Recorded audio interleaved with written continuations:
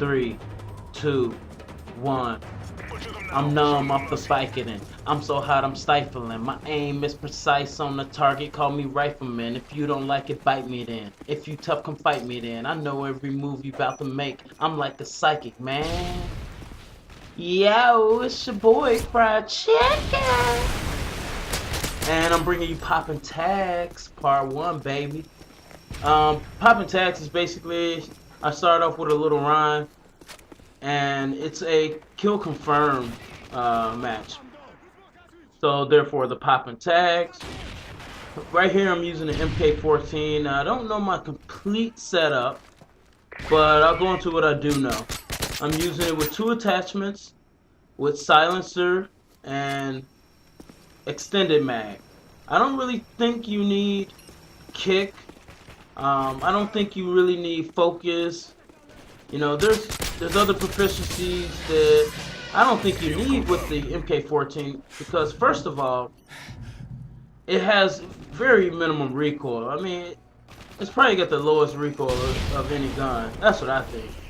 Even the ACR, I think it's got lower recoil. And man, you get more headshots with the MK14 than anything else. But yeah. So you want to keep long range engagements when you have this weapon, and I'll talk about that too in a little bit. Well, let me finish telling you what else I got. I got the jammer. I also have Semtex. So the Semtex is because I'm going to be slightly aggressive, but I do want to keep my distance from the enemy. And then the jammer is nice because it always is a little something extra to throw the enemy off. It's not really because obviously I'm not using I'm using a silencer, so I'm not trying to, you know, cover up my location with the jammer. It's just something you put that down when you spawn, and it will throw the enemy off when they come into that area, and that's always a good thing to slightly throw off the enemy. Sometimes they think you're around the jammer, so if you put the jammer in the area and you go kind of watch that area, you can actually get kills from that. I don't quite know what my secondary is. We might see it come out in this match. We might not. But my kill streaks, I'm running Predator Missile. I have Strafe Run, and then I'm running the AC-130, the Angel of Death, as Marka J would say. And my perks. I like to run Scavenger. As you can see, I'm picking up Scavenger packs. I like to run Scavenger with this weapon because you use quite a bit of bullets. And I like to keep my gun the whole match if I can. You know, sometimes you have to pick up another weapon if you don't have Scavenger. But in this case, going up to the AC-130. You know, I want to be able to keep this weapon and control the engagement, you know, the way that I want to, and not allow the enemy to. Oh, okay. I just saw my secondary. It's a MP9 with holographic.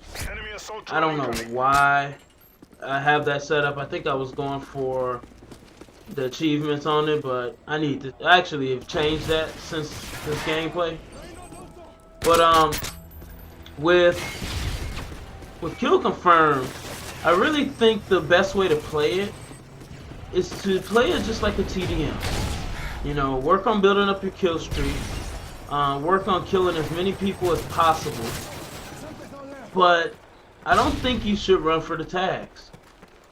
Now, or the tags of people you've killed. I think when you come by a tag and you just happen to run by it, then you should pick it up. So that's the way that I would recommend playing Kill Confirm. And if everybody on your team does that, then you'll have a good game. Now, I recently posted a gameplay on Carbon. Ooh, love that wall bang.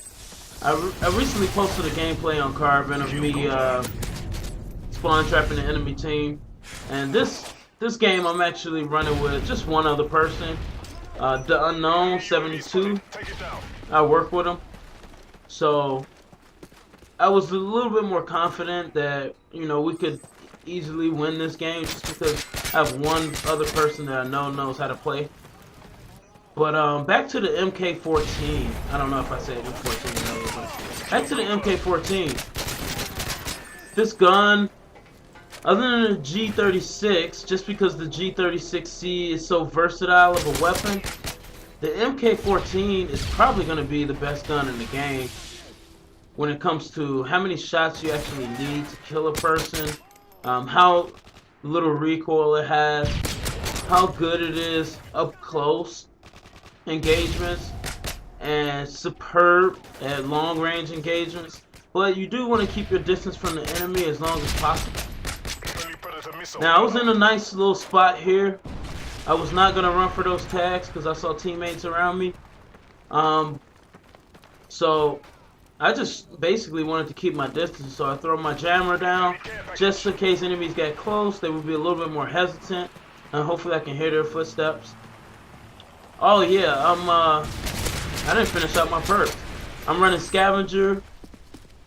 I think I'm running Assassin, and at this time I was running Stalker. Now, I do not like Stalker on this weapon, and really in general I don't like Stalker unless you're running on the shotgun.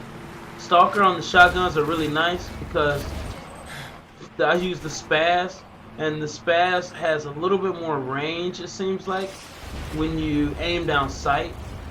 So it's really nice for going around corners with the Spaz 12.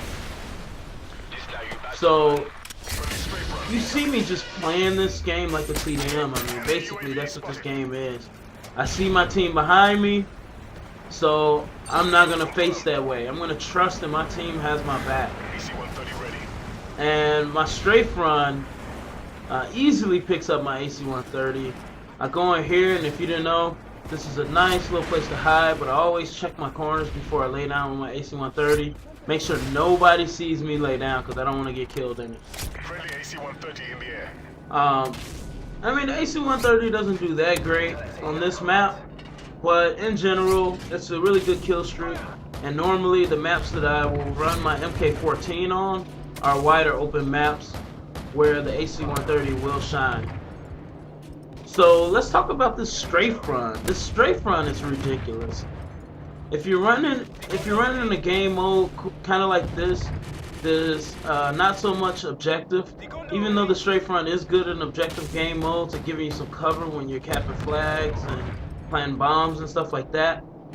But in a game mode like this, where the other team has to run around in order to get closer to winning, the strafe run is amazing because it's gonna catch you outside, and there's nothing that protects you from the strafe run, you know, besides just timing it. Make sure you're inside when the strafe run is out, and then when the strafe run turns his back, then you can go away, or then you can run out. But the strafe run usually gets you 2 to 3 kills, which is one of the reasons that I run it right next to my AC-130, because I can toss the strafe run out, and I'll pretty much guarantee my AC-130. I feel confident in running around the map when I have the strafe run in the air, because I know it's going to kill anybody that steps in front of it, and it kills super quick. The downside to the strafe run, if anybody's thinking about running it, you got to keep in mind, it's not really great to run it with teams that shoot down air support a lot, because it's easy to get your point streak rewards just by shooting down, you know, the enemy's strafe runs. So anytime you see a strafe run in the air, I mean, pull out your stinger, your javelin, and go ahead and shoot it down. So right there, I made a mistake, overstayed my welcome at that spot without watching my back, and I paid for it. You know, that guy came right up behind me and got me.